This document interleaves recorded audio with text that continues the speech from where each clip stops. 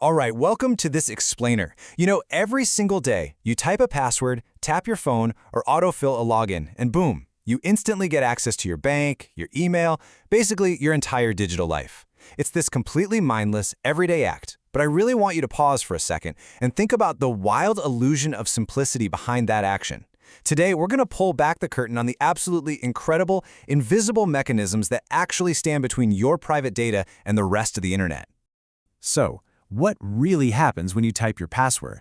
Let's dive right into this. The moment you smash that enter key, you aren't just sending simple text through a wire. No way. You are instantly triggering a massive, beautifully complex, and entirely invisible mathematical sequence.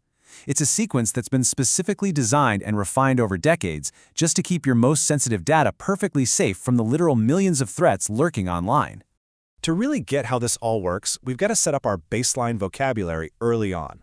Like, what exactly is encryption? Well, at its absolute core, encryption is a mathematical process. It takes your highly readable plaintext, like your password, and transforms it into unreadable, scrambled ciphertext, using a very specific key. It is the ultimate digital lock and key mechanism.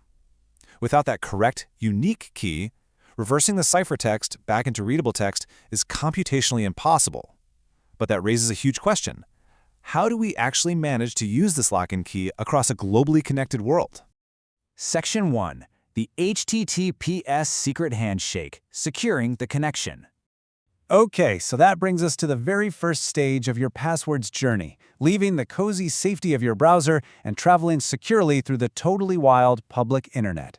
We really have two main ways to approach this lock and key dilemma. First up is symmetric encryption, where you use one shared key for both locking and unlocking data.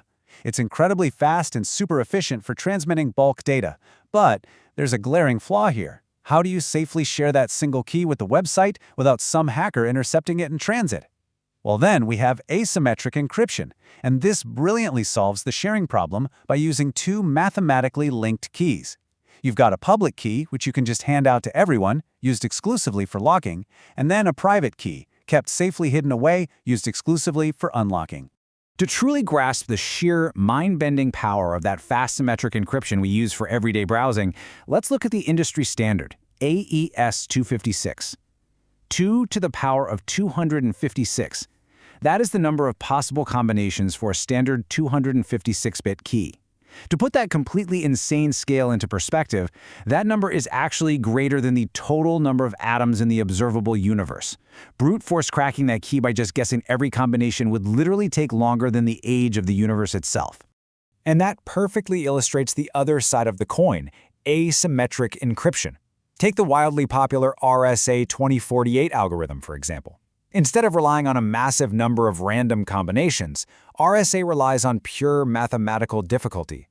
Specifically, the intense difficulty of factoring the product of two incredibly large prime numbers. The math here is so dense and so complex that reversing it to break the code is, with our current technology anyway, completely computationally infeasible. But you might be wondering, how do we actually figure out how to combine these two ideas safely? Well, we absolutely have to talk about the brilliant 1976 Diffie-Hellman key exchange. This was a total game changer. It uses modular arithmetic, specifically the discrete logarithm problem, to allow two parties to establish a shared secret key over a totally insecure channel. They could literally build a symmetric key right out in the open while everyone is watching, without ever actually transmitting the key itself. It's just pure mathematical genius. So let's put all of this heavy theory together into a pretty simple chronological sequence.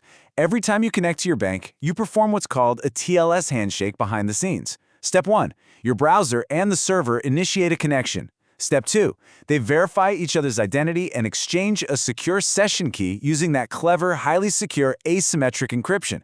And then step 3, now that they both safely share a secret key, they immediately switch over to the lightning-fast symmetric encryption for the rest of your browsing session.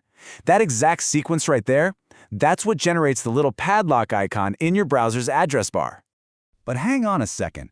How do you know you're actually talking to your bank in step 1 and not some imposter cleverly intercepting the connection? Well, that's where certificate authorities, or CAs, step in. Organizations like Let's Encrypt and DigiCert act essentially as digital notaries. They digitally sign websites' public keys to firmly verify their identity. They are basically the guarantee that you are handing your password over to the actual website, keeping hackers and impersonators firmly at bay.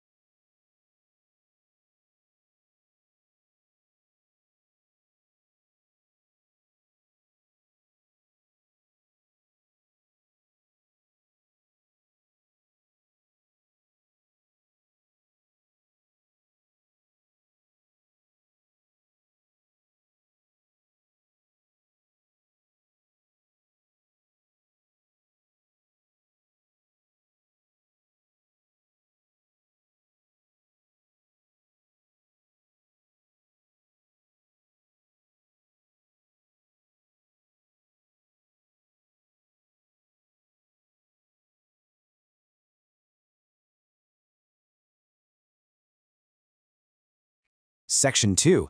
Hashing and salting passwords. Storing the secret. All right, so your password has safely navigated the wild public internet and actually arrived securely at the server. But here's a massive plot twist regarding how that secret actually gets stored by the company. The absolutely crucial point is this: websites do not actually save an encrypted version of your password. Just let that sink in for a second. Because if they did, a hacker who managed to steal their master key could just unlock every single password in the database. Instead, they use a fascinating process called hashing. Unlike encryption, which is fully reversible if you have the key, hashing is a strict one-way street. It's a mathematical function that scrambles your data permanently using intense algorithms like bcrypt or Argon2. When you log in, the website simply hashes the password you just typed and compares that new hash to the hash they already saved on file. If they match, you're in. But, hackers are notoriously persistent. They've created these things called rainbow tables, which are basically these massive pre-computed databases of hashed common passwords. So if you use a terrible password like password123, they already know the hash for it. To perfectly thwart this, cybersecurity uses a trick called salting.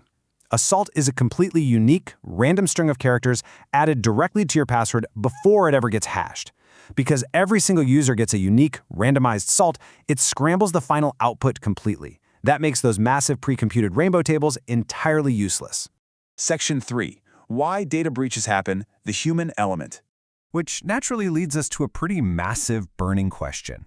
If all this math is essentially unbreakable, why on earth do data breaches happen constantly? Why is our stuff always ending up on the dark web?